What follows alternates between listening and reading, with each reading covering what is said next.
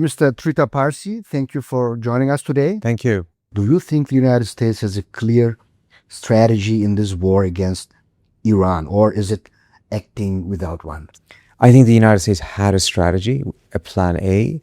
It was completely unrealistic. It failed within the first 3 days. And ever since, the United States has essentially been improvising this war.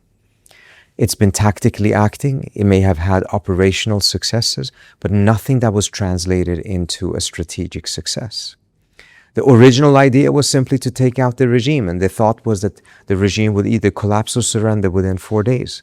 When that didn't happen, when the Iranians escalated horizontally, the United States did not have an answer. It did not have an answer to the closing of the strait because it assumed, partially convinced by the Israelis, that the Iranians would not have the ability to close the Strait of Hormuz, that they would not have the ability to strike all of the GCC countries. So the United States had a very unrealistic plan A and no plan B, and it's been stuck in that situation ever since.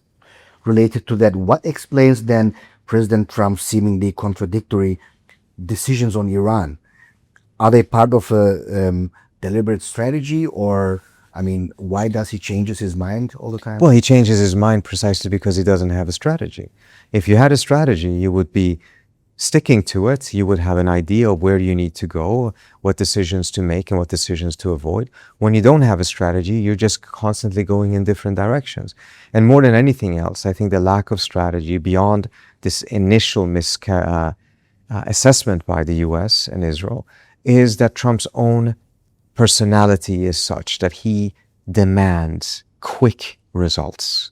He wants to see quick feedback that these things are moving in the right direction. So he gives up on the military action because it doesn't work. He moves towards diplomacy. But once diplomacy doesn't give him the answer he wants within 3 weeks, he's losing patience with it and he goes back to military action. After 13 days of military action, he realizes that doesn't work and now he tries to go back to diplomacy. The question is, can the rest of the world afford a superpower that behaves in such an erratic way?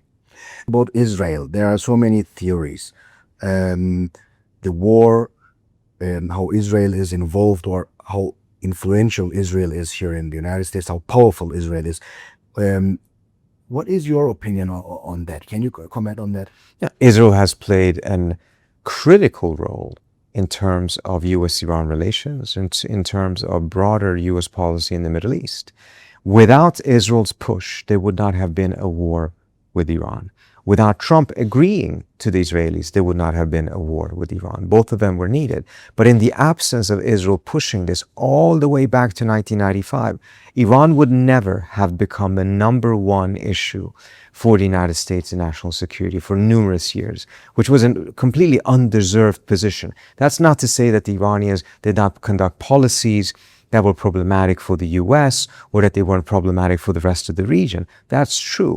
But to elevate Iran to become the #1 national security threat of the United States is quite an achievement, mindful of the fact that the US's interest in the Middle East have been diminishing over the course of the last couple of years.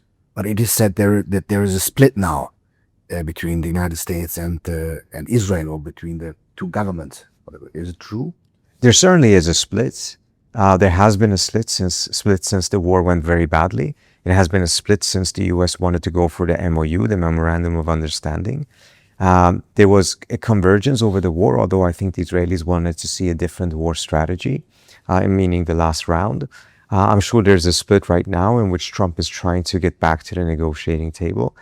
Reality is, from the outset, America and Israel's interests diverged. The mistake was to go along with what the Israelis recommended, because it was very clear that even if successful, the divergence of US and Israeli interests would have created problems between the two countries. Now those problems are even greater because it has not been successful. But the divergence between the two countries in general when it comes to the Middle East is utterly clear. The United States needs to leave the Middle East. It does not have an interest in the region that justifies and warrants 50,000 troops being present in the region.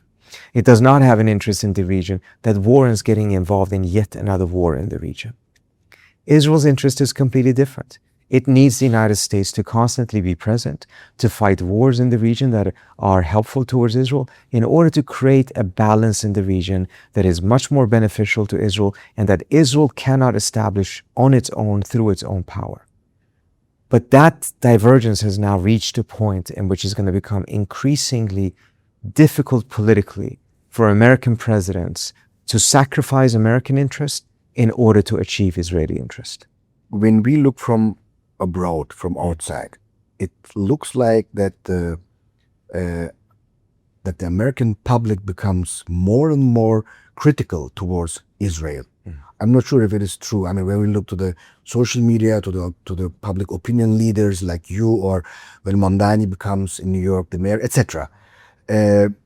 Is it true? I mean, how critical is the public, the American public, towards Israel? Will it grow? What do you think? Israel's standing amongst the American public has plummeted in every demographic except Republicans above the age 65. In every other category, it is plummeting, and the Palestinians have more sympathy for the first time across the American public than the Israelis do. This is a direct result of numerous things. Most importantly, Israel's genocide in Gaza, and secondary, particularly on the right, Israel's role in pushing the United States into a disastrous war with Iran.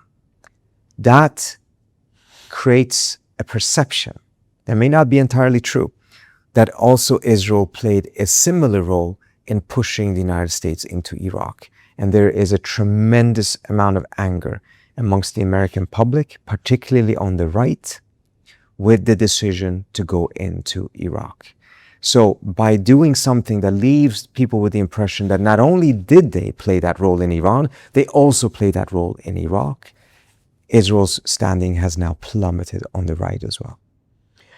Do you see a possible outcome in Iran that would allow both United States and Iran a dignified exit? Yes, I think it's still possible. But the pathway towards an exit out of this war that is a dignified exit for both sides is becoming more and more narrow. Trump himself is also the worst enemy for such an outcome because he loves the idea of insulting the other side. And he has angered the Iranians to the point that the Iranians seem to not only want to defeat the United States, but also humiliate Trump personally. If they give in to those type of instincts, they give in to such demands or such desires, then unfortunately they will be very difficult to find a dignified exit for both. But ultimately, that would be the best for the region and for the United States and Iran if they could allow themselves that. Last question. A lot of people are surprised about Trump. I also followed his campaign in 2024. He basically came as an anti-war president to the power. Do you have a simple explanation? What has changed?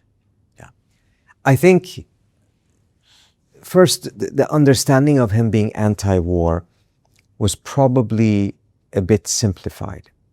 I think a more accurate read was that he was very anti-risk.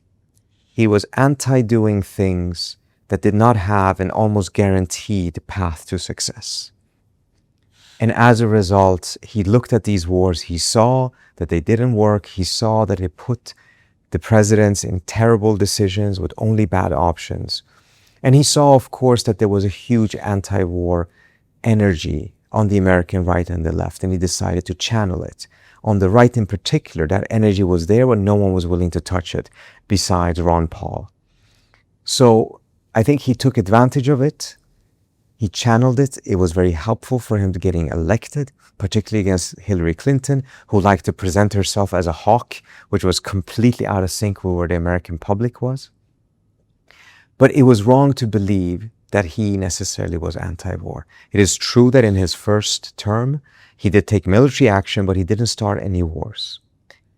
And what I think changed in the second term is, one, a far greater willingness to take risks, but most importantly in terms of Iran, a constant campaign by the Israelis to leave the impression that Iran was much, much weaker than it actually was. And as a result, war with Iran was not a huge risk. If you want to convince someone who's afraid of risk to take a risk, you convince them that it isn't a risk, that this is going to be simple, that this is going to take no more than 4 days, which is again what Trump thought he was getting himself into. He was led to believe that this is going to be very simple, a cakewalk. He told regional leaders it will take no longer than 100 hours. He told Keir Starmer that he needed to hurry up and get into the war because there was only 3 days left of it. Had he not been convinced of this in the first place, I don't think he would have started the war. Not because he's anti-war, but because he's anti-risk. Thank you very much. Thank you so much. Appreciate it.